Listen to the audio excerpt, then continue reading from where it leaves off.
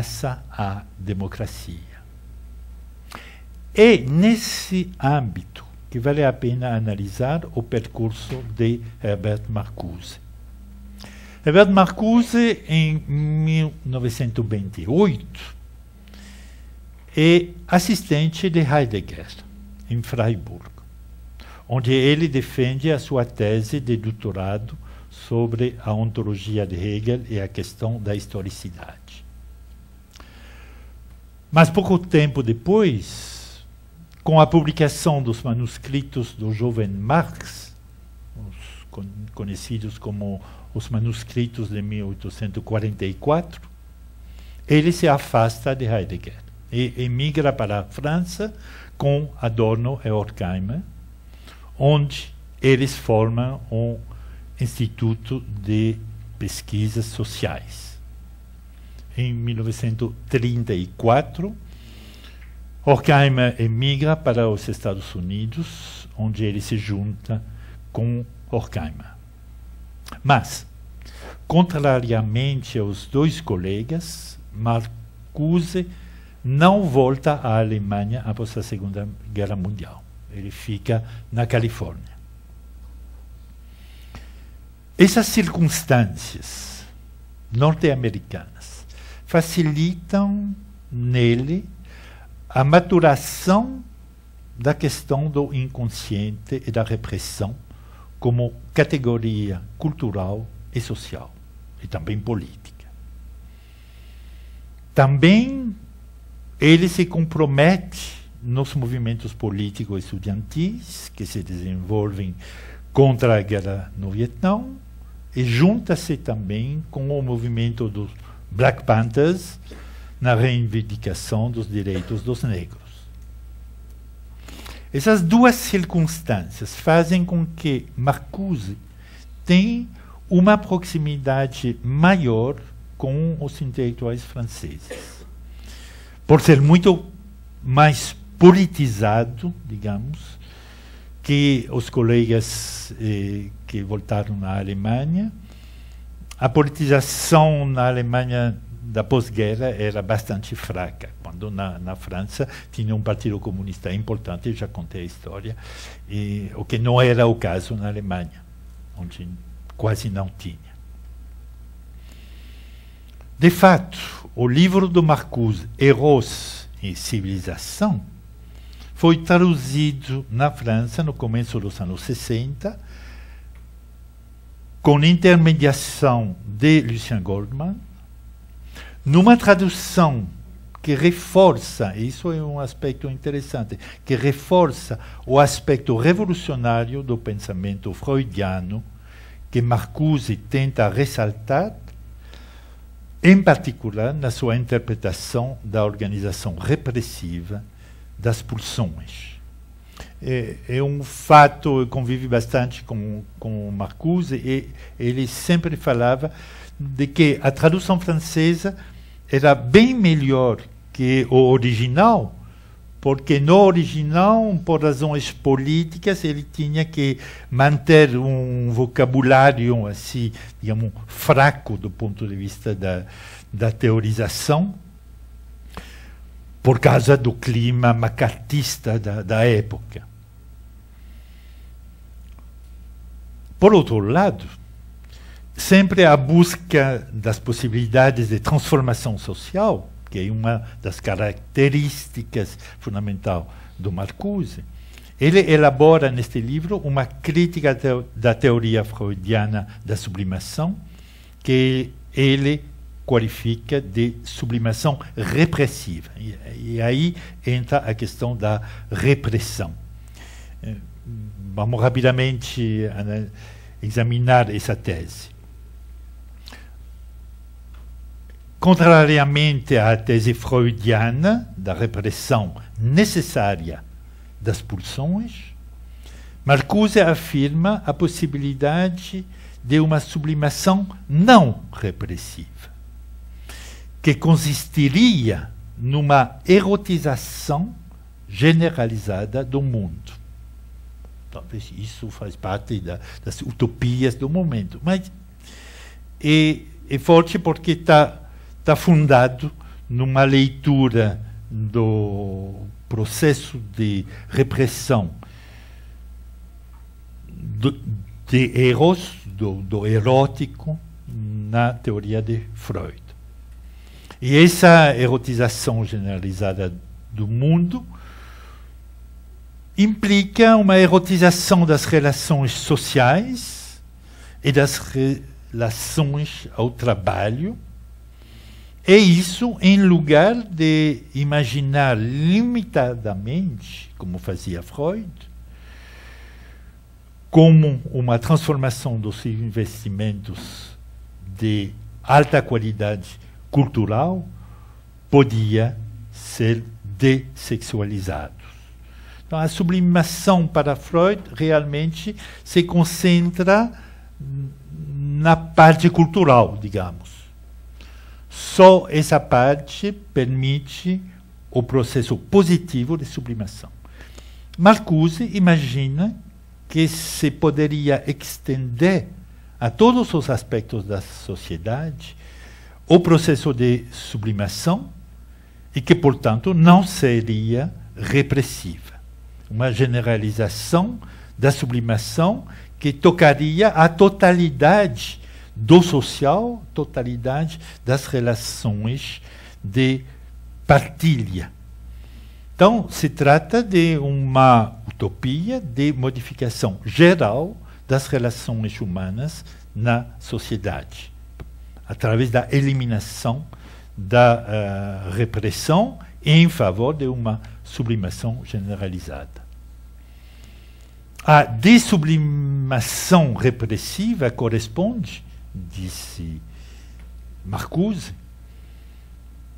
a uma simples extensão do princípio de realidade freudiano. Ela significa, pois, uma vitória total das instituições sociais sobre o eros individual.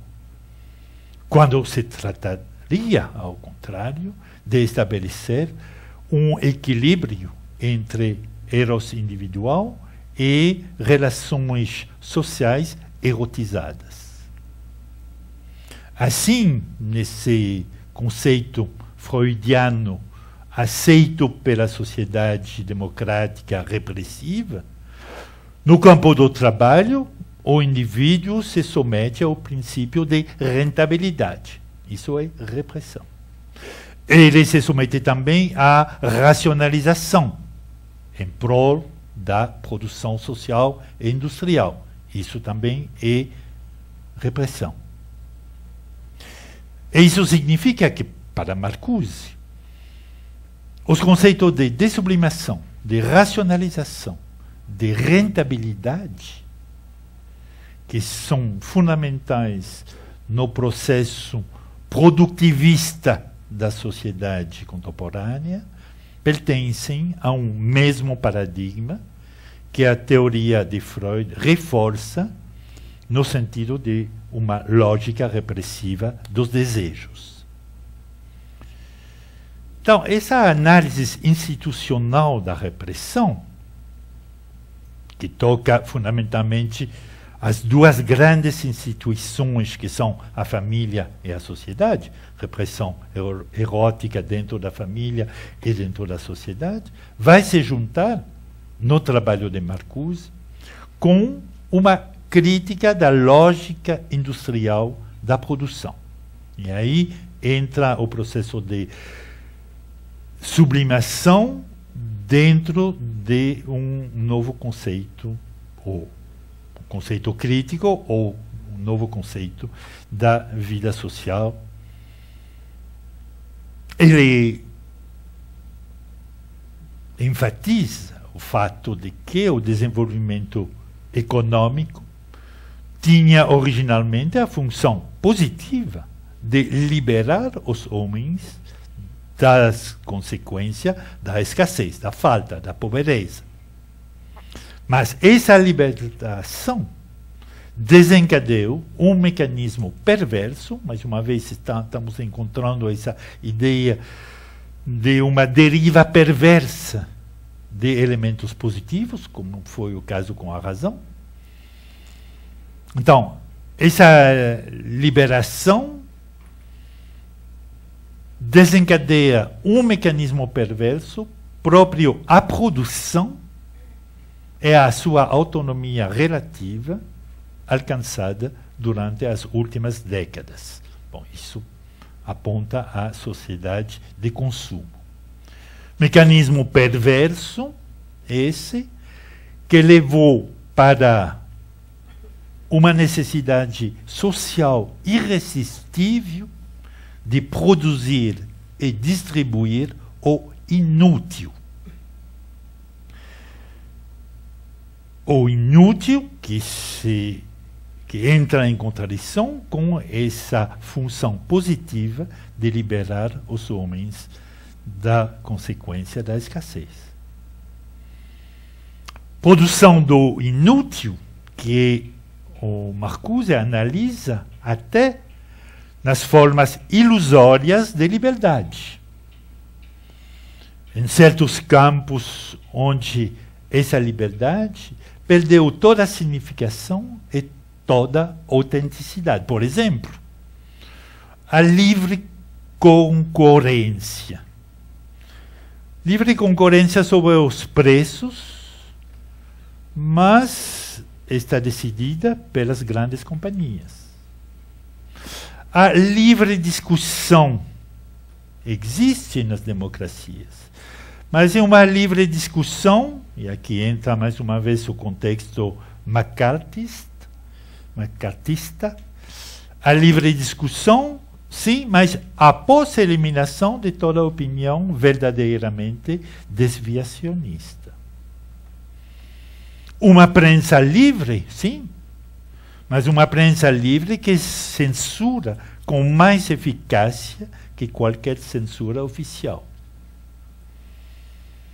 A escolha livre entre diferentes marcas, mas escolha entre gadgets e coisas inúteis. Então, essa análise da perversão dos elementos constitutivos da sociedade de consumo como sociedade democrática desenvolvida leva Marcuse à constatação de que a lógica institucional na qual estamos presos fica particularmente irritante por formular o que ele chama antinomias. E, em particular, essa antinomia fundamental, que é o caráter racional da irracionalidade. Tem boas razões, mas boas razões que levam para comportamentos irracionais. E isso leva para uma situação onde nenhum valor pode ser afirmado de maneira absoluta sem que apareça um efeito perverso. O pensamento de Marcuse se defronta, pois, com uma série de aporias muito concretas. Mais um exemplo. Frente ao fracasso da arquitetura funcionalista dos anos 50, ele pergunta, sem poder propor uma solução, como separar na arquitetura funcional o feio e desagradável do cômodo e conveniente. Ou como dizer, sem o processo de racionalização da construção, com a estandarização que ele implica, responde às necessidades dos habitantes ou à maximização do lucro. Mais profundamente, Marcuse nota, na conclusão do texto que você tem lido, O Homem Unidimensional, que para sair da contradição que nos oferece o mundo industrial atual, contradição que nos encerra numa rede de irracionalidades racionais, só tem um caminho, caminho paradoxal que ele chama de realismo da irracionalidade. Então você vê como no discurso de Marcuse chegamos a conceitos bastante comparáveis com os conceitos negativos de Adorno, conceito de realismo da irracionalidade. Talvez possa ler rapidamente um trecho dessa conclusão. Estou lendo na tradução brasileira, página 228, 229. Ao reduzir até cancelar o espaço romântico da imaginação, a sociedade forçou a imaginação a se experimentar em novos terrenos, nos quais as imagens são traduzidas em aptidões e projetos históricos. A tradução será tão mal e deformada quanto a sociedade que a empreende. Separada do reino da produção material e das necessidades materiais, a imaginação era mero jogo, inválida no reino das necessidades e comprometida apenas com uma lógica fantástica e uma verdade fantástica. Mas, quando o progresso técnico cancela essa separação, aplica as imagens com sua própria lógica e sua própria verdade, reduz a livre faculdade da mente, mas também reduz a lacuna entre imaginação e razão. Isso é o ponto. Reduz a lacuna entre imaginação e razão. As duas faculdades antagônicas se tornam interdependentes em terreno comum. À luz das aptidões da civilização industrial avançada, não será todo o jogo da imaginação, lidando com possibilidades técnicas, que pode ser posto à prova quando as suas possibilidades de realização. A ideia romântica de uma ciência da imaginação parece assumir um aspecto cada vez mais empírico. Você vê, mais uma vez, aqui com esse conceito de uma ciência da imaginação, que é um paradoxo. Estamos voltando cada vez a diversos tipos de paradoxos.